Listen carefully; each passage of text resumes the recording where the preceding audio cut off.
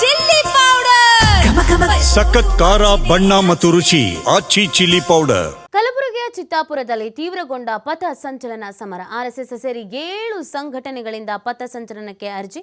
November 2ರಂದು ಪಥ ಸಂಚಲನದ ಅನುಮತಿ ನೀಡುವಂತೆ ಅರ್ಜಿ. ದಲಿತ, ಕುರುಬ, ಕ್ರೈಸ್ತರು, ರೈತರಿಂದ ಕಲಬುರಗಿ ಡಿಸಿಗೆ ಅರ್ಜಿಯನ್ನು ಸಲ್ಲಿಕೆ ಮಾಡಲಾಗಿದೆ. ಎಲ್ಲ 7 ಅರ್ಜಿಗಳು ಪೊಲೀಸ್ ಇಲಾಖೆಗೆ ವರ್ಗಾವಣೆ ಆಗಿದೆ. ಪಥ ಸಂಚಲನ ಬಗ್ಗೆ ಇವತ್ತು ಕಲಬುರಗಿ ಹೈಕೋರ್ಟ್ನಲ್ಲಿ ಒಂದು ವಿಚಾರಣೆ ಇದೆ. ದಲಿತ ಸಂಘಟನೆ ಭೀಮ್ ಆರ್ಮಿ ಅರ್ಜಿ ಸಲ್ಲಿಕೆ ಆಗಿರುವುದು. ಎಸ್ಟಿ ಮೀಸಲಾತಿಗಾಗಿ ಪ್ರತಿಭಟನೆ ಮಾಡುವುದಕ್ಕೆ ಅರ್ಜಿ ಸಲ್ಲಿಕೆ ಮಾಡಲಾಗಿದೆ.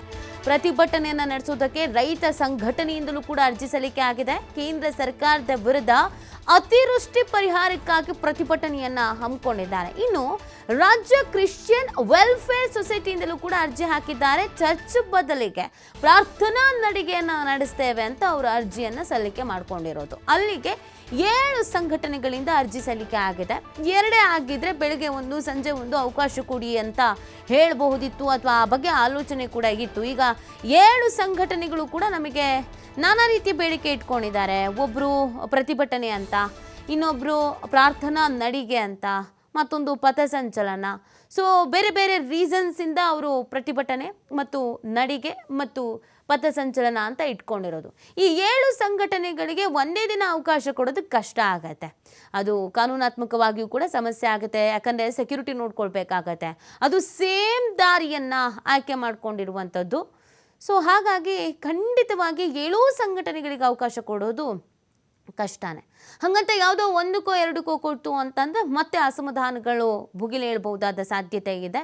ಸೊ ಹಾಗಾಗಿ ಯಾವುದಕ್ಕೂ ಕೊಡ್ದೇ ಕ್ಯಾನ್ಸಲ್ ಮಾಡಿಬಿಡ್ತಾರಾ, ಅಥವಾ ಏನು ಡೇಟ್ಗಳನ್ನ ಕೇಳಿದಾರೋ ಆ ಡೇಟಲ್ಲಿ 2 ಸಂಘಟನೆ, ಇನ್ನುಳಿದ ಡೇಟಲ್ಲಿ 2 ಸಂಘಟನೆ, ಆ ಥರ ನೀವೇನಾದರೂ ಬದಲಾವಣೆ ಮಾಡ್ಕೊಳ್ಬಹುದಾ, ಸಮಯ ಮತ್ತು ದಿನಾಂಕವನ್ನು ಚೇಂಜ್ ಮಾಡ್ಕೊಳ್ಬಹುದಾ ಅಂತ ಏನಾದರೂ ಆಪ್ಷನ್ಸ್ ನೀಡ್ತಾರ, ಏನಾಗುತ್ತೆ ಅನ್ನೋದು ಗೊತ್ತಿಲ್ಲ. ಇವತ್ತು ಕೋರ್ಟ್ನಲ್ಲಿ ಏನು ಬೆಳವಣಿಗೆ ಆಗುತ್ತೆ ಅನ್ನೋದು ಸಹಜವಾಗಿ ಕುತೂಹಲಕ್ಕೆ ಕಾರಣವಾಗ್ತಾ ಇದೆ. ನೋಡಿ, ಇದು ರಾಜಕೀಯವಾಗಿ ಕೂಡ ಚರ್ಚೆ ಕಾರಣ ಆಗ್ತಾ ಇರೋದು, ರಾಜಕೀಯವಾಗಿಯೂ ಕೂಡ ಕೆಸರೆರಚಾಟಕ್ಕೆ ಕಾರಣವಾಗ್ತಾ ಇದೆ.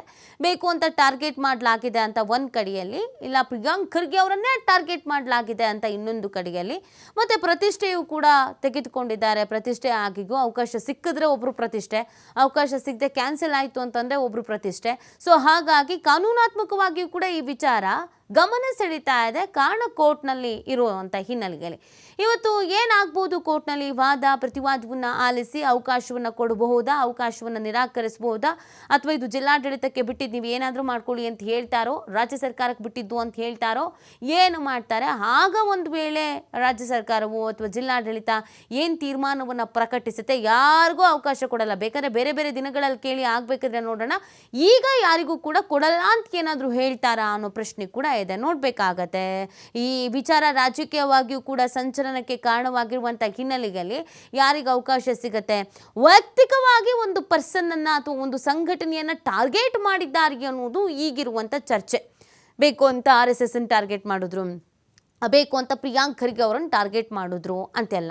ಸೊ ಇದೆಲ್ಲದರ ನಡುವೆ ಬೇರೆ ಬೇರೆ ಸಂಘಟನೆಗಳು ಬೇರೆ ಬೇರೆ ರೀತಿಯಾಗಿಯೂ ಕೂಡ ಮನವಿಯನ್ನು ಮಾಡ್ಕೊಂಡಿರುವಂಥ ಹಿನ್ನೆಲೆಯಲ್ಲಿ ಅದೇ ಡೇಟಲ್ಲಿ ಎಲ್ರಿಗೂ ಪರ್ಮಿಷನ್ ಕೊಡೋದು, ಹೌದು ಅದು ಪೊಲೀಸ್ ಇಲಾಖೆಗೆ ಕಷ್ಟ ಆಗುತ್ತೆ. ಯಾಕಂದರೆ ನಾಳೆ ದಿನ ಏನಾದರೂ ಹೆಚ್ಚು ಕಮ್ಮಿ ಆಯಿತು ಅಂತ ಅಂದರೆ ಎಲ್ಲರೂ ಬೊಟ್ಟು ಮಾಡಿ ತೋರಿಸುವಂಥದ್ದು ಪೊಲೀಸ್ ಇಲಾಖೆ ಮೇಲೇ.